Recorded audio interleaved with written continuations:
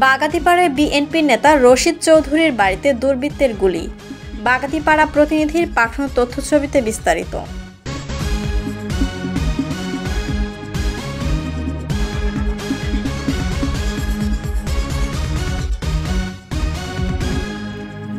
নাটোরের বাগাতিপাড়ায় আব্দুর রশিদ চৌধুরীর নামে এক বিএনপি নেতার বাড়িতে গুলিবর্ষণের ঘটনা ঘটেছে। সোমবার ১৬ ডিসেম্বর গভীর রাতে উপজেলার দয়ারামপুর ইউনিয়ন বিএনপির সাবেক সভাপতি আব্দুর রশিদ চৌধুরীর বাড়িতে এই গুলিবর্ষণের ঘটনা ঘটে।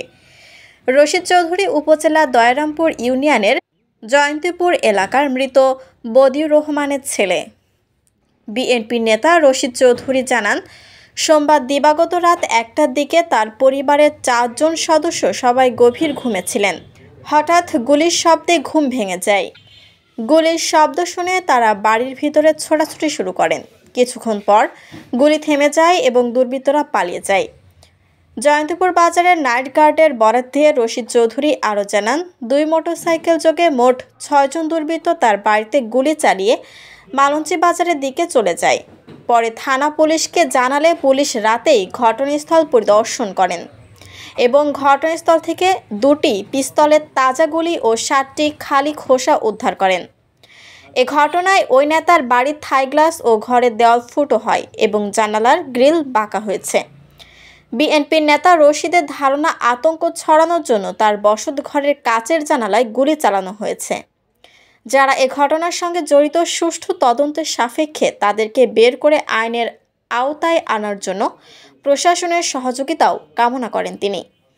বাগাতিপাড়া উপজেলা স্বেচ্ছাসেবক দলের সদস্য সচিব আনসার আলী বলেন, রাতেই ঘটনার খবর জানতে পেয়েছেন।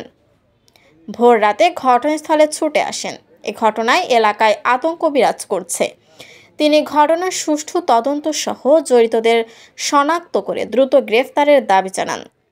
বাগাতিপাড়া মডেল থানার অফিসার্স ইনচার্জ ওসি আমিনুল হক ঘটনার সত্যতা নিশ্চিত করে বলেন, খবর পেয়ে রাতে ঘটনাস্থলে পুলিশ পাঠানো হয়েছিল।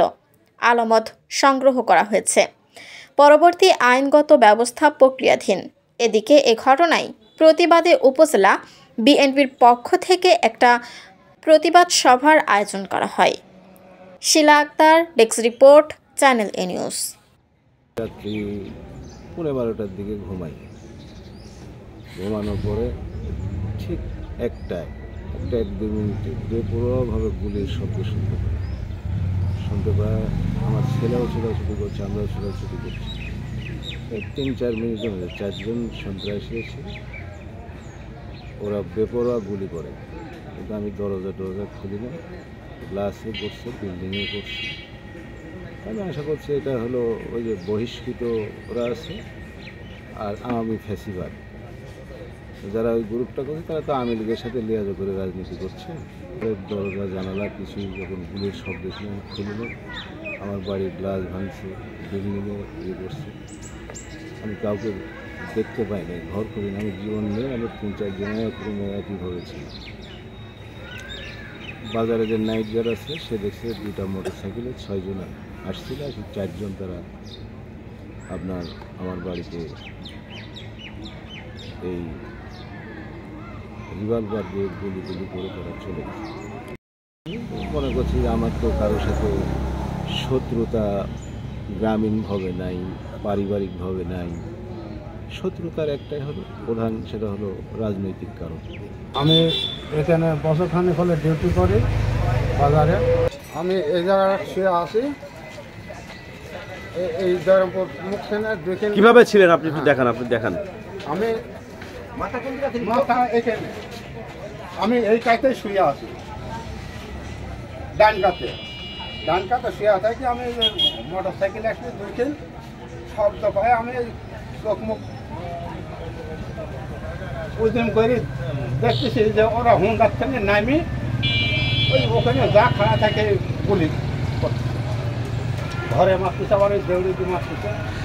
কোন দিক থেকে কোন দিক? এখন বলার জন্য আমি এখানে আসলে সম্মুখে আসলে আমি গাড়ি সব দেখো খালি গুলি মারিয়ে যাচ্ছে। আজকের এই ঘটনা আমি সকালে ফোন পেয়ে এখানে আসছি যে অবস্থা দেখলাম, এটা একটা ন্যাক্কারজনক ঘটনা। এই ধরনের ঘটনা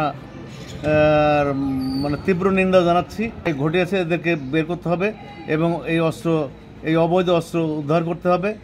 এদেরকে খুঁজে বের করে এদেরকে আইনের আওতায় নিয়ে এসে দৃষ্টান্তমূলক শাস্তি দাবি করছি।